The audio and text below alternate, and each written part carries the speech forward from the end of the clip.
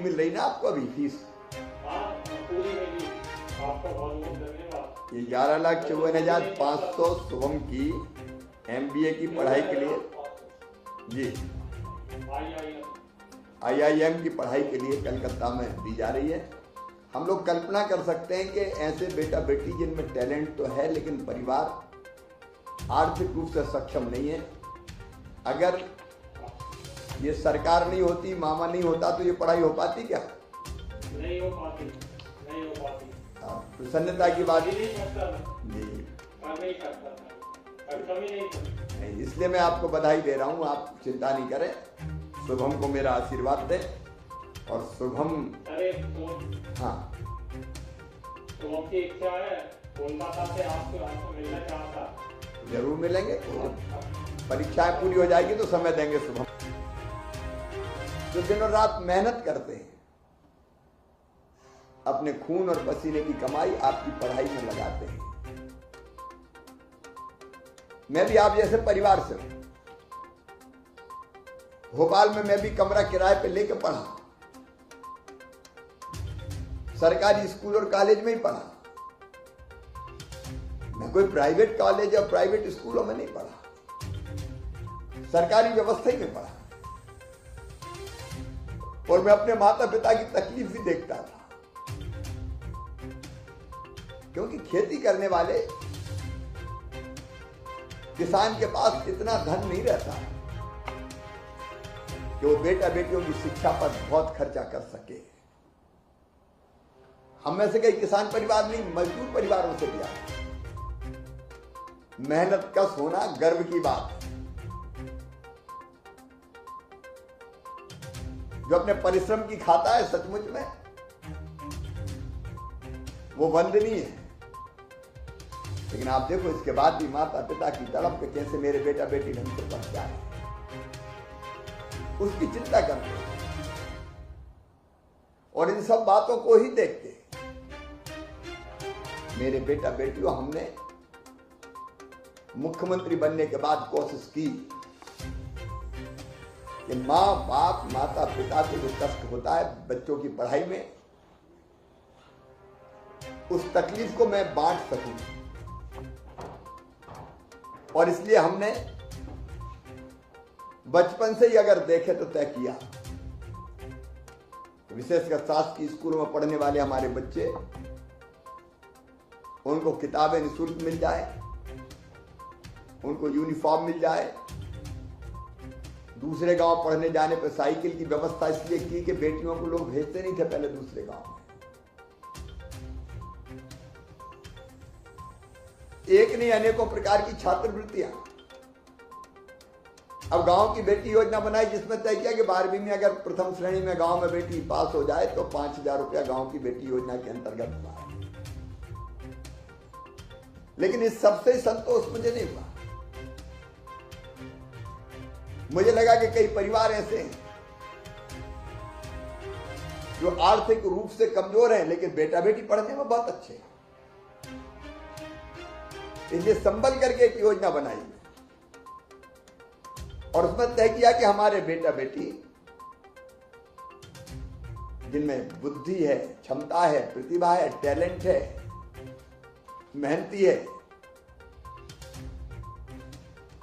लेकिन मेडिकल की पढ़ाई, इंजीनियरिंग की पढ़ाई। अब अभी हमने MBA करने वाले शुभम के पिताजी से बात, 11,54,500 रुपया फीस। हम माता पिता नहीं भरवा सकते। मेरे मन में तभी यह विचार आया कि ऐसी योजना बनाओ कि जिसके कारण जिन बच्चों में टैलेंट है वो पैसे के कारण पढ़ाई से वंचित ना हो पाए। और इसलिए तय किया मेडिकल की पढ़ाई हो, इंजीनियरिंग की पढ़ाई हो।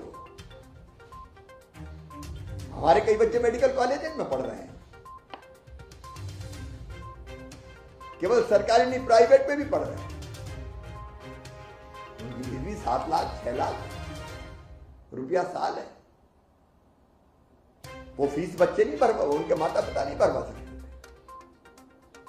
इसलिए हमने तय किया कि ये फीस मम्मी पापा नहीं, मामा भरवाएगा।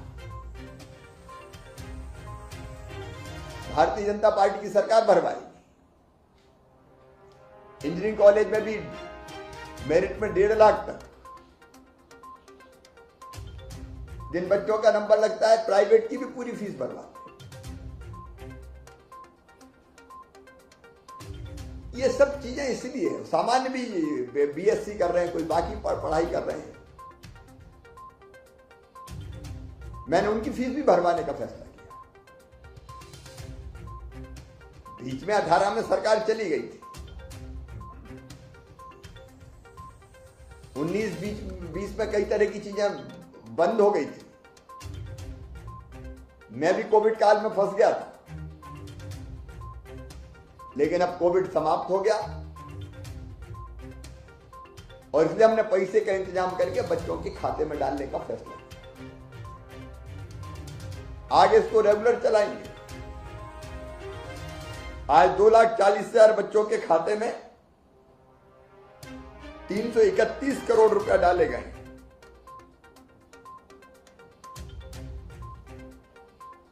और 21-22 में जिन बच्चों ने एडमिशन लिया नया, उनकी छात्रवृत्ति के लिए MPSEDC के द्वारा नया पोर्टल बनाया गया। उसमें भी आवेदन की प्रक्रिया चालू कर दी गई है। आवेदन प्राप्त होने पर स्कॉलरशिप स्वीकृत करके और उसका वितरण किया जाएगा। इस साल जो अनुमान हमने लगाया बजट में 703 करोड़ रुपया केवल पिछड़े वर्ग के, अकेले पिछड़े वर्ग के बच्चों के 703 करोड़ रुपया स्कॉलरशिप के रूप में दिए जाएंगे और हम इसको रेगुलर कर देंगे। कोविड काल के कारण देर हुई बीच में, इस साल रेगुलर दी जाएगी और इसलिए समय पर प्रक्रिया पूरी करके समय पे आपके खाते में पैसा पहुंच जाए, इसका इंतजाम करेंगे। आप सब बेटे बेटियों से मेरा यही अनुरोध है, आग्रह है कि मेहनत से पढ़ाई करें, परिश्रम में कोई कसर न छोड़ें। हम पिछड़े वर्ग से आते हैं, लेकिन टैलेंट में कमी नहीं है हमारी। आप मेहनत करें, मामा आपका साथ देगा, बीजेपी की सरकार आपका साथ देगी।